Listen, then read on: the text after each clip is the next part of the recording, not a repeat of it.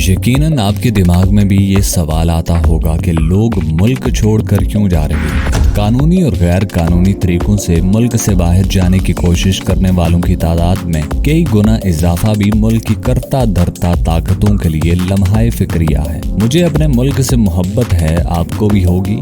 یقیناً یوم آزادی پر بچپن سے لے کر اب تک آپ بھی ملی نغمے جھوم جھوم کے گاتے اور سنتے چلے آئے ہوں گے۔ وطن کی خاطر قربان ہو جانے کا جذبہ ابھی بھی اتنا ہی توانا ہوگا جتنا بچپن میں تھا۔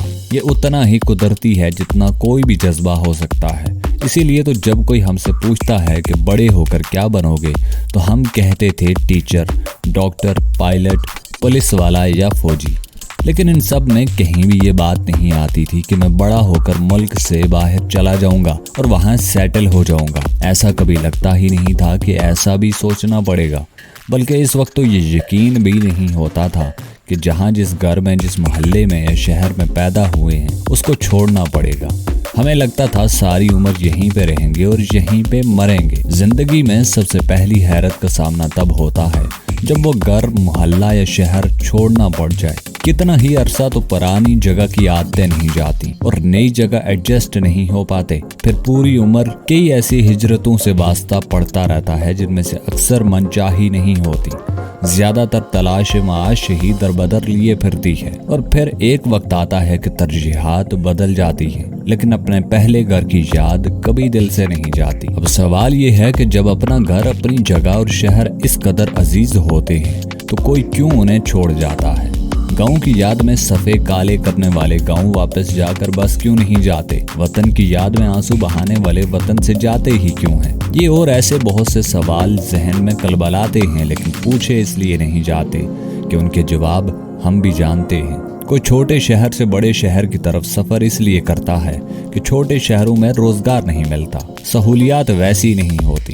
تعلیم، صحت، ٹرانسپورٹ، روزگار اور لائف سٹائل جو بڑے شہروں کا خاصہ ہے وہ چھوٹے علاقوں میں میسر نہیں۔ اس نقل مکانی کو روکنے کے لیے کبھی کسی بھی دور کی حکومت کی ترجیحات میں چھوٹے علاقوں کی ترقی شامل نہیں ہوتی۔ اسی وجہ سے بڑے شہر اپنی اوقات سے زیادہ آبادی کو سنبھالے ہونے کی وجہ سے بے ڈنگے پن سے پھیلتے جا رہے ہیں۔ زرعی زمینیں ہاؤسنگ سوسائٹیوں کی نظر ہوتی جا رہی ہیں۔ پینے کا صاف پانی، ہسپتالوں میں صحت کی سہولیات اور تعلیمی اداروں میں گنجائش سے زیادہ طالب علم، بے روزگاری، جرائم کا بڑھنا اور بہت سے ایسے مسائل جو مس مینجمنٹ کی وجہ سے جنم لیتے ہیں، ان کی روک تھام کے لیے کوئی حکومت، کوئی انتظامی ادارے اور پالیسی میکرز متوجہ نہیں ہوتے۔ ملک کی حالت دگرگوں ہوتی جا رہی ہے۔ ہر شعبہ بے لگام ہے۔ جس کے پاس پیسہ ہے وہ ہر طرح کی سہولت حاصل کر لیتا ہے، جس کے پاس نہیں ہے وہ اپنے بجلی کے بل کے ہاتھوں پریشان ہو کر خودکشی کرنے کی حد تک چلا جاتا ہے۔ ایسے میں قانونی اور غیر قانونی طریقوں سے ملک سے باہر جانے کی کوششیں کرنے والوں کی تعداد میں کئی گنا اضافہ بھی ملک کی کرتا دھرتا طاقتوں کے لیے لمحہ فکریہ ہے۔ اگر انہیں یہ لگتا ہے کہ یہ حب الوطنی کے نام پر لوگوں کو یہاں باندھے رکھیں گے اور خود ملک کے اندر اور باہر اپنی اور اپنی اولادوں کی زندگیاں عیاشی میں بسر کرتے اور کرواتے رہیں گے تو یہ ان کی غلط فہمی ہے۔ سوشل میڈیا نے اس نسل کو اور کچھ سکھایا، سمجھایا ہو یا نہ ہو، یہ ضرور بتا دیا ہے کہ ہمارا ملک قیادت کے فقدان کا ہمیشہ سے شکار رہا ہے، اور آئندہ بھی جو حالات ہیں اس میں کوئی بہتری نہیں آنے والی۔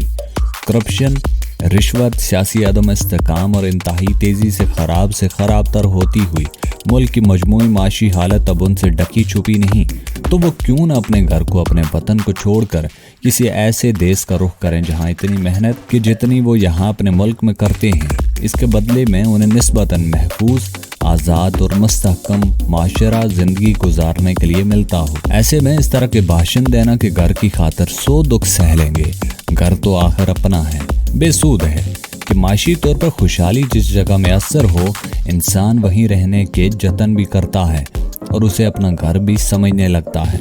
آپ لاکھ کہیں کہ انسان سماجی جانور ہے، میں کہوں گا کہ دراصل انسان معاشی جانور ہے۔ اس لیے ملک منتظموں، مہربانی کر کے اس وطن کو رہنے اور جینے کے قابل رہنے دو۔ ایسا نہ ہو کہ یہاں صرف آپ کی زمینیں، کارخانے اور محل رہ جائیں، باقی ملک کے لوگ بھوک، جہالت، غربت اور مہنگائی کے ہاتھوں مر جائیں یا وطن چھوڑ جائیں۔